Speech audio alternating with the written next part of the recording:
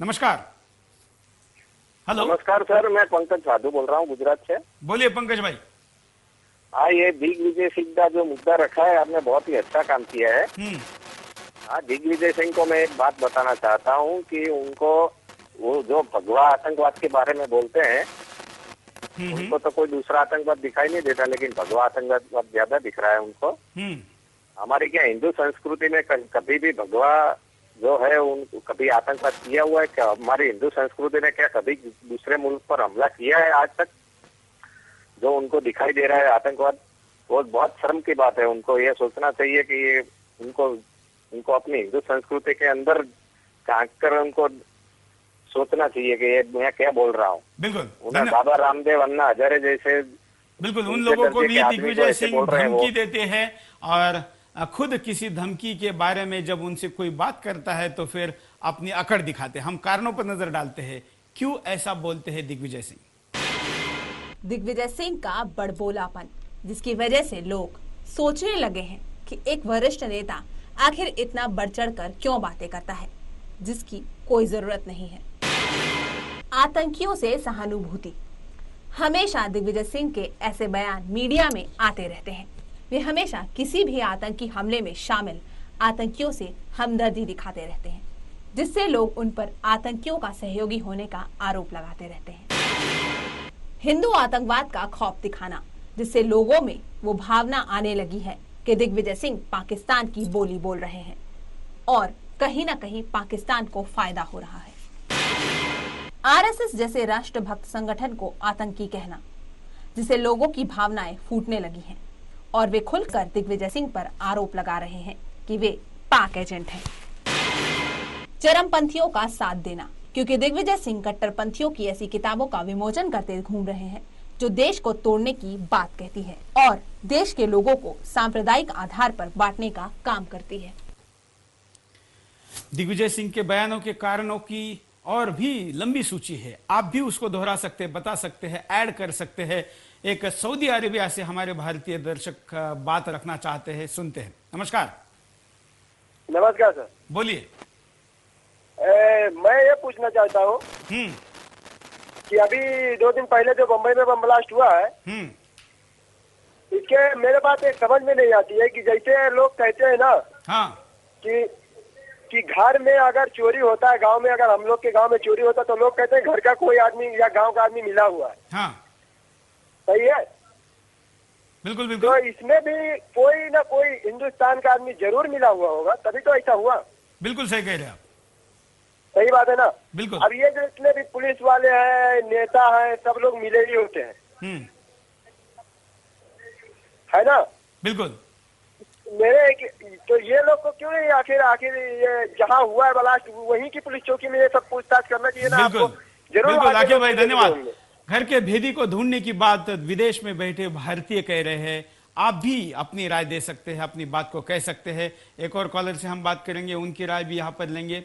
आप भी कॉल कर सकते हैं, अपनी बात को रख सकते हैं। नमस्कार। हेलो। हाँ बोलिए। हाँ सर। हाँ बोलिए। Hello sir. हेलो। हाँ बोलिए ना, क्या कहना है आपको? सर मैं राजस्थान से बोल रहा हूँ। हाँ सर, दिग्विजय सिंह को तो इस मौके पे उनको पाकिस्तान भेजना चाहिए। बिल्कुल, ये सजा पहले सुनाई जा चुकी है, डबल एक सजा मत सुनाइए। हेलो। धन्यवाद। हम कॉलर को कहेंगे कि किसी नई चीज के साथ, नए मुद्दे के साथ, तर्कों के साथ बात करिए। जो सजा पहले सुनाई जा चुकी है उसको दोबारा मत दोहराइए।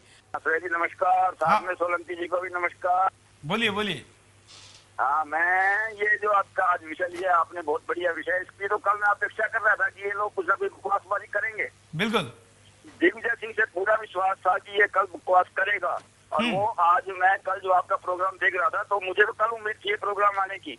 बिल्कुल। इन लोगों से यही उम्मीद कर सकते हैं। ये जो पाकिस्तान के एजेंट ही नहीं, ISI के एजेंट है ये। इनके ऊपर तो तुरंत कार्रवाई, जैसे गवर्नमेंट और लोगों को बिठा रखा है ना जेल में, इनको भी बिठा के खिलाती रहे वहाँ। अब ये संघ को ब्लेम कर रहे हैं, पाकिस्तान को क्लीन चिट दे दिया इन्होंने संघ के लोगों को। और स्वामी अग्निवेश जी, इंद्रेश जी, बाबा को, अन्ना को, इनके पीछे लगा रखा है इन्होंने, नेशनल इन्वेस्टिगेशन एजेंसी। ये आतंकवादियों को पकड़ेंगे क्या? ये कैसे पकड़ सकते हैं आतंकवादी को जब ये खुद उनके साथ मिले हुए हैं, उनके सपोर्ट में स्टेटमेंट दे रहे हैं लोग। इसको तो दिग्विजय सिंह को तो कम से कम पागल खाने में हिंदुस्तान में ये बच्ची का रखना चाहिए। देर नहीं करनी चाहिए इसके बारे में बिल्कुल भी। धन्यवाद। शुक्रिया आपका। यहाँ पर वासुदेव शिकोडकर महाराष्ट्र से एसएमएस कर रहे हैं कि दिग्विजय सिंह को याद भी रखना चाहिए कि वो भारत के कांग्रेस पार्टी के महासचिव है, पाकिस्तान के नहीं। अगले कॉलर के पास चलते हैं। नमस्कार। जी सर नमस्कार। हाँ बोलिए। अरे सर मैं ये कहना चाहता हूँ कि एक बार मैं दिग्विजय सिंह के यहाँ गया तो उनके यहाँ सांप एक था। हाँ। वो उनके मतलब उनको बगल में लगा हुआ था, मतलब काटने वाला था। हाँ। तो उन्होंने कहा कि मैंने कहा उनसे कि आपको काटने वाला है। हाँ। तो उन्होंने कहा नहीं ये काटने वाला नहीं है। हाँ। ये मुझसे विष लेने वाला है क्योंकि इसके पास जहर कम पड़ गया है। मतलब सांप में जहर कम पड़ गया तो दिग्विजय सिंह से उधार लेने आया था। उधार लेने आया था, उनका ऐसा उस समय कहना था। धन्यवाद धन्यवाद। लोग किस तरीके से विडंबन से अपनी भावनाओं को व्यक्त कर रहे हैं आप सुन रहे हैं। और ये किसी राष्ट्रीय पार्टी के महासचिव का इस तरीके से मजाक हम भी नहीं बनाना चाहते, लेकिन जो खुद अपनी हरकतों से अपनी औकात यहां तक गिराए हुए हैं उनके लिए हम दर्शकों को और क्या सलाह दे सकते हैं। अगले कॉलर की सलाह लेते हैं। नमस्कार। नमस्कार जी, मैं दिनेश कुमार राजपुरोहित तिरुपति आंध्र प्रदेश से बात कर रहा हूँ। बोलिए। मैं दिग्विजय सिंह जी के बारे में कुछ कहना चाहता हूँ। बोलिए ना। सर ये आईएसआई के एजेंट है सर। ये बिल्कुल आईएसआई के एजेंट है, इसमें कोई शक नहीं है। हेलो। हाँ हाँ बोलिए, आप जो बोलना है बोलिए। हाँ वही मैं कह रहा हूँ कि इसमें कोई बिल्कुल मतलब शक जैसी गुंजाइश नहीं है। ये आईएसआई के एजेंट है और हमेशा हिंदू विरोधी मतलब ये बयानबाजी करते रहते हैं। बिल्कुल धन्यवाद। और इसमें कोई इसकी जांच होनी चाहिए और अल्पसंख्यकों को खुश करने के लिए ऐसी बयानबाजी करते हैं जो मतलब एक सांप्रदायिक भावना भड़काने के जैसी है ये। बिल्कुल। मतलब हिंदुस्तान के किसी नागरिक को ऐसी कोई भावना नहीं है। जैसे कोई हिंदू मुसलमान सिख ईसाई सब एक जैसे समानता से रहते हैं और ऐसे लोग जो आईएसआई के एजेंट है इनकी वजह से दंगा फसाद होना और आतंकवादी बम ब्लास्ट होना और इनकी जानकारी भी इनको पहले होती है। बिल्कुल धन्यवाद अपनी प्रतिक्रिया देने के लिए। कुणाल महाराष्ट्र से एसएमएस करके कह रहे हैं कि दिग्विजय सिंह के पाकिस्तानी रिश्तों की ही नहीं सरकारी डॉक्टर से दिमाग की भी जांच जरूरी है। ऐसे और भी इसी आशय के कई एसएमएस आए हैं। और एक कॉलर। नमस्कार। नमस्कार सर। बोलिए। मैं रोहित बात कर रहा हूँ बुल्डाना महाराष्ट्र से। बोलिए रोहित जी।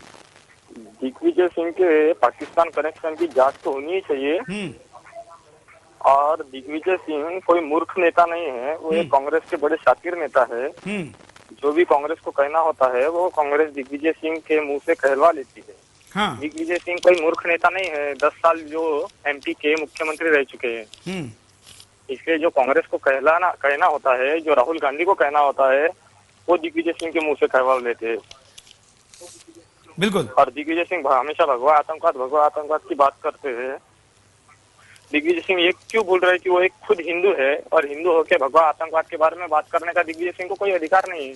ऐसे लोगों की कोई जाति धर्म नहीं प्रांत कुछ नहीं होता, केवल आशा होती है सत्ता की कुर्सी की। धन्यवाद अपनी प्रतिक्रिया देने के लिए। अगली प्रतिक्रिया लेते हैं। कई कॉलर आज प्रतिक्रिया देना चाहते हैं, हम सबको मौका देने का प्रयास करेंगे, लेकिन कम शब्दों में बात रखने का भी यहां पर हम कहेंगे। अगले कॉलर। नमस्कार। हेलो। हाँ बोलिए। हाँ जी, मैं बख्तावर सिंह दीवानी से बात करना चाहता हूँ। आगे तो बात नहीं आ रही है। बिल्कुल बोलिए। हाँ जी, मैं बख्तावर सिंह दीवानी से बोल रहा हूँ।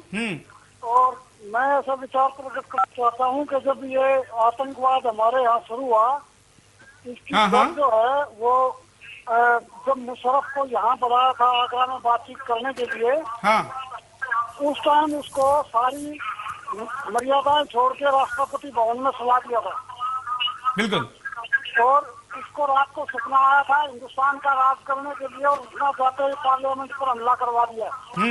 और उससे भी बढ़ के हमारा जनरल टिकनस जो था उसको एक दुश्मन देश का राष्ट्र यानी कारगिल में हमला करने वाला दुश्मन होते हुए भी उसके स्वागत के लिए जनरल सलूट के लिए खड़ा कर दिया था। बिल्कुल। और जनरल टिकनस ने डिसोबे कर दिया था, मैं इसको सलूट नहीं दूंगा, ये मेरा दुश्मन है। उस टाइम या तो उसके ऊपर कार्रवाई होनी थी जनरल टिकनेस पर या हुक्म देने वालों पर। बिल्कुल, तो ये तो धन्यवाद। तो भगतवार सिंह अपनी प्रतिक्रिया दे रहे थे। हम दर्शकों को कहेंगे कम शब्दों में अपनी प्रतिक्रिया को आप देंगे तो ज्यादा प्रभावी तरीके से लोगों तक पहुंचेगी।